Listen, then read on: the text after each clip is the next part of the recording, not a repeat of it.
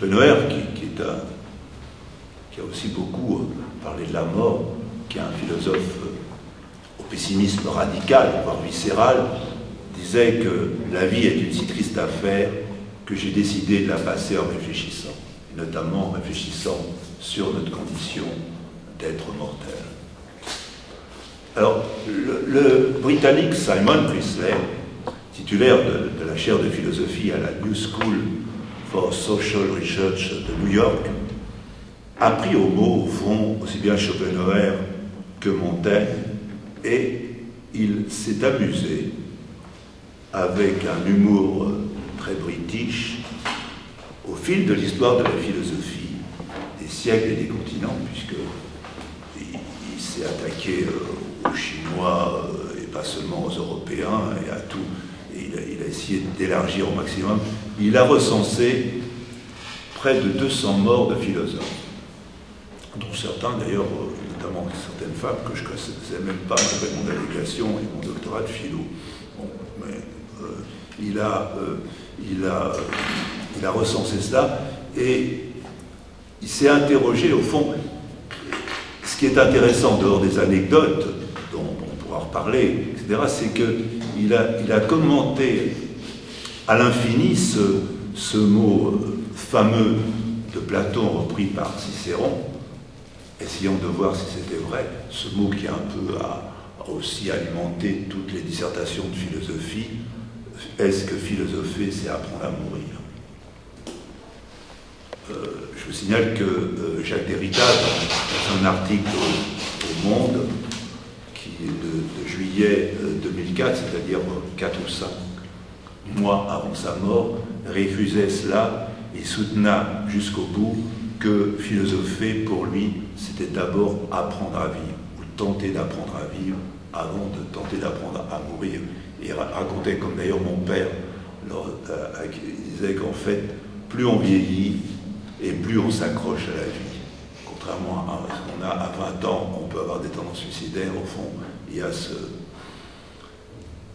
Alors, évidemment, si la mort est tabou dans nos sociétés dites civilisées, à la différence des sociétés sauvages qui l'intègrent beaucoup plus dans des rituels, au fond, malgré tout, la mort a été aussi phagocytée dans nos sociétés.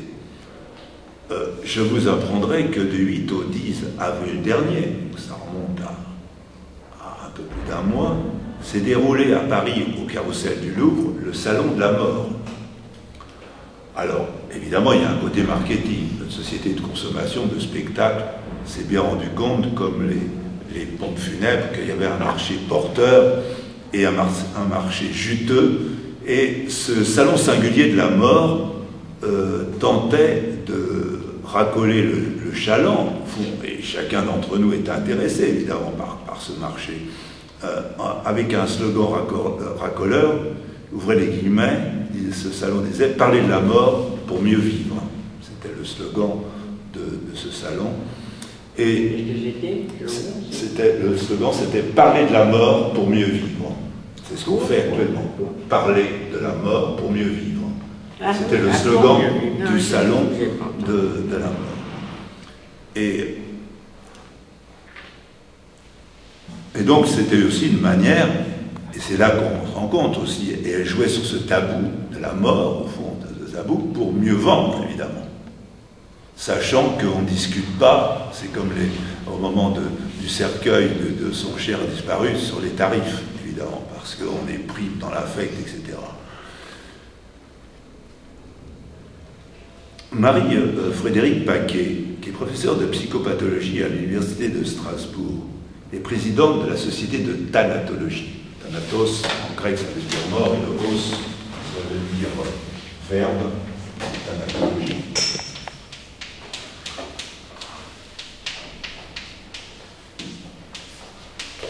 Va dans ce sens. Elle montre que malgré ce salon de la mort, malgré...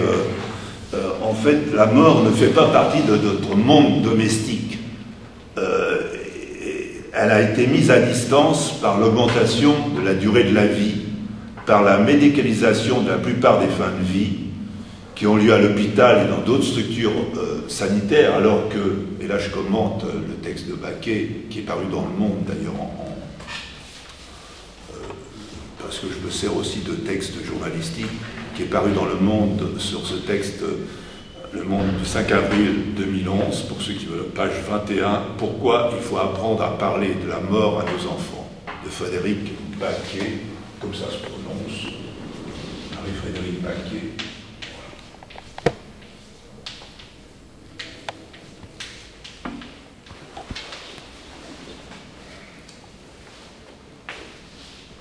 Et elle montre qu'au fond, même si la mort est toujours présente dans nos esprits, la mort ne fait pas partie de notre univers, du moins dans nos sociétés. Elle a été rejetée de la sphère familiale et sociale, précise Baquet, du fait de l'éloignement et de l'éclatement des filiations. Et elle... Putain, mais c'est pas possible, j'arrive même plus à éteindre ce... Les dialogues autour de la vie, de la fin de vie, sont très riches d'authenticité et de réflexion philosophique, mais de plus en plus, ils échappent à la mise en sens du mourant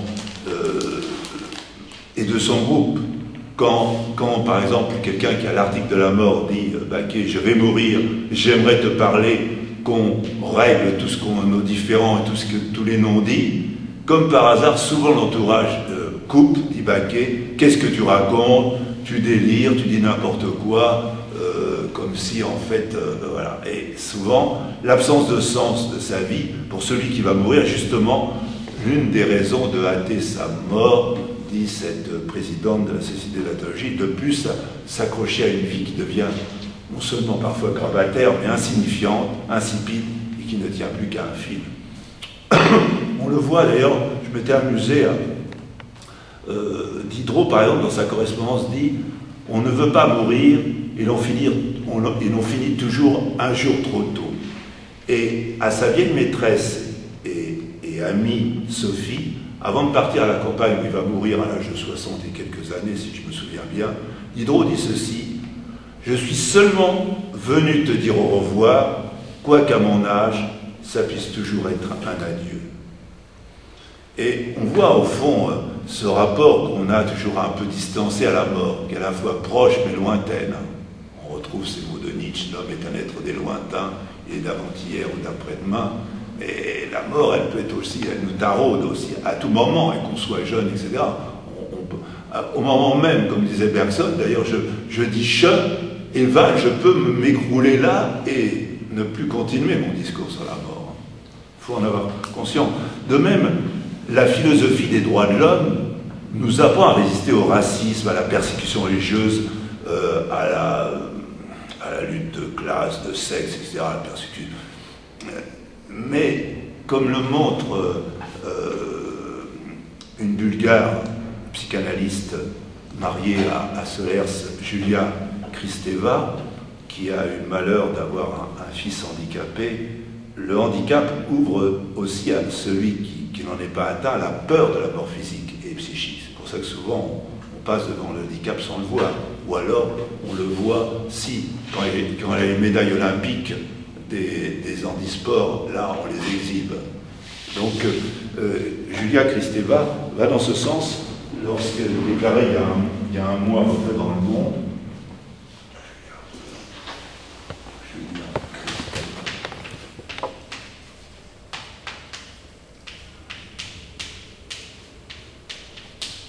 Elle déclare dans Le Monde daté de... alors, pour ceux qui veulent des références, c'était un article dans les pages débat du Monde du 30 avril 2011. Julia Kristeva s'était intitulé « L'humanisme ne sait pas accompagner la mortalité ». Et donc, l'humanisme ne sait pas accompagner la mortalité. C'était le titre de l'article. Et elle dit, bon, l'humanisme ne sait pas accompagner la mortalité, je ne dis pas la mort, entre guillemets, précise Julia Kristeva. Nous sommes si forts en commémoration, pas seulement à la Toussaint en novembre. Je parle de la mortalité en nous, la mortalité qui sculpte le vivant jusqu'à le rendre parfois handicapé, se conjugue au singulier.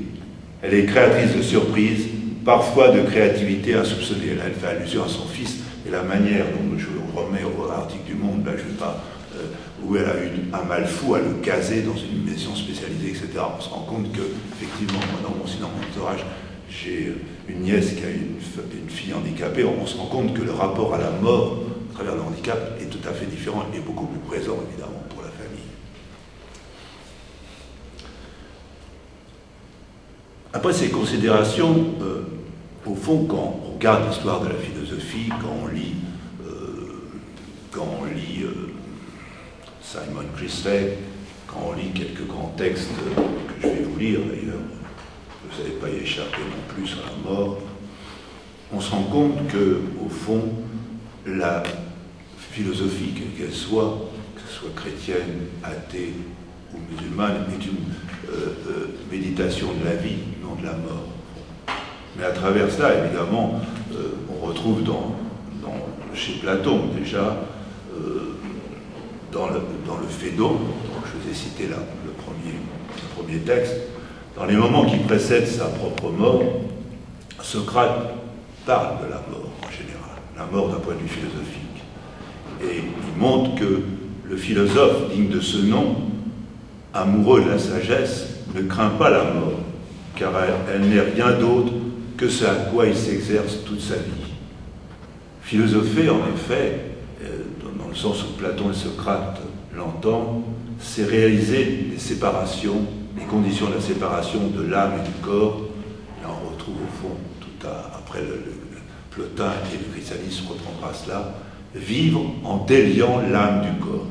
Et il y a un jeu de mots en grec entre soma et séma, le corps comme prison, soma, somatique, le corps, soma, séma, prison. Et qui n'est au fond qu'une prison dans laquelle elle est esclave des appétits du corps. Et donc voici le texte de Socrate, enfin un texte, parce qu'il y a un moment où il boit la ciguë, etc. Mais aussi longtemps nous aurons notre corps, donc c'est Platon dans le Phédon, aussi longtemps notre âme sera pétrie avec pareille malfaisance. Jamais nous ne posséderons comme il faut l'objet que nous désirons et nous déclarons que c'est la vérité. C'est le philosophe qui parle. Le corps, en effet, occupe de 1000 façons notre activité à propos de l'obligation de l'entretenir, sans compter que si des maladies surviennent, elles sont des entraves à notre chasse au réel. D'un côté, voici des amours, des craintes, des désirs, des simulacres de toutes sortes, des billevesées sans nombre. De tout cela, il nous emplit si bien que, à en parler franchement, il ne fait naître en nous la pensée réelle de rien. En effet, guerre, dissension, bataille, rien d'autre ne vaut tout cela que le corps et les désirs de celui-ci, continue Socrate dans le Phédon, car c'est à cause de la possession des richesses que se produisent toutes les guerres, et si nous sommes obligés de posséder des richesses, c'est à cause du corps, esclave prêt à le servir.